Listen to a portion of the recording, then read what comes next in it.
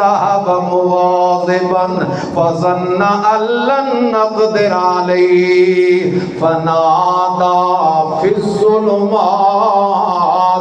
اللہ کا پیغمبر ہے، نام حضرت یونس علیہ السلام ہے.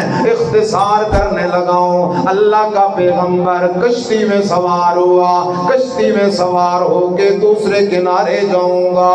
اس بستی والے تو خدا کے توحید کا مسئلہ ماننے کو تیار نہیں، چلو دوسری بستی میں جا کے لوگوں کو خدا کی توحید کا مسئلہ سناؤں گا. اللہ کا پیغمبر کشتی میں سوار ہوتا ہے، بسم اللہ بسم اللہ بسم اللہ بسم اللہ بسم اللہ مجرہا و مرساہا. کشتی چلتی بھی ہے تو رب کے نام سے، رکتی بھی ہے تو رب کے نام سے. کشتی چلتی جا رہی ہے، چلتی جا رہی ہے، چلتی جا رہی ہے. دریا میں کچھ سفر طے ہوا، دریا میں طوفان آ گیا، کشتی پھنس گئی بھنور میں.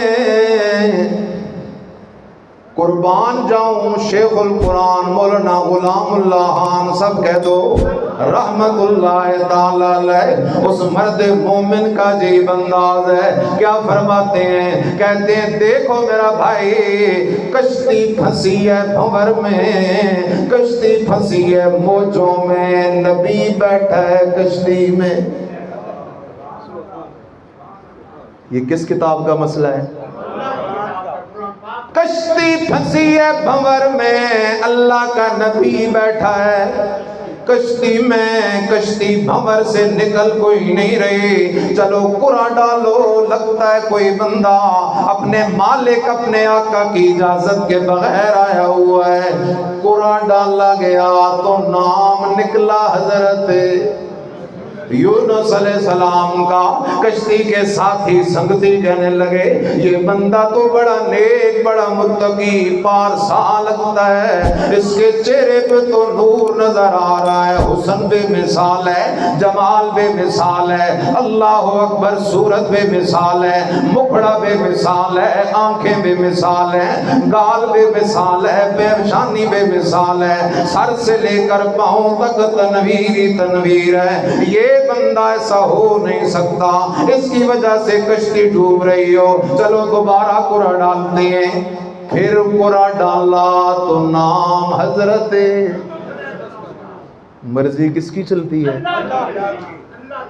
نبی کی مرضی ہے کنارے لگ جاؤں، رب کی مرضی ہے مچھلی کے پیٹ میں پہنچاؤں گا.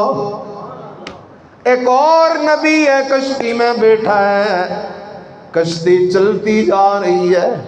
نبی نے دیکھا سامنے پہاڑ کے دامن میں بیٹا کنعان کھڑا ہے. یا بنی ارکب معنا، بیٹا آ جا کشتی میں سوار ہو جا، کافروں کا سنگ نہ کر. بیٹا کہتا ہے بابا میں نے کشتی میں سوار کوئی نہیں ہونا. سآوی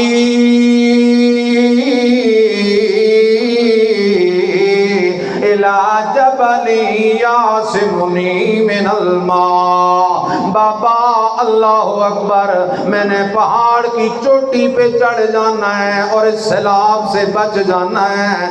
اللہ کا پیغمبر کہتا ہے بیٹا یہ نرا سیلاب نہیں، یہ رب کی طرف سے بھیجا ہوا عذاب ہے، اس لیے خیال کر لا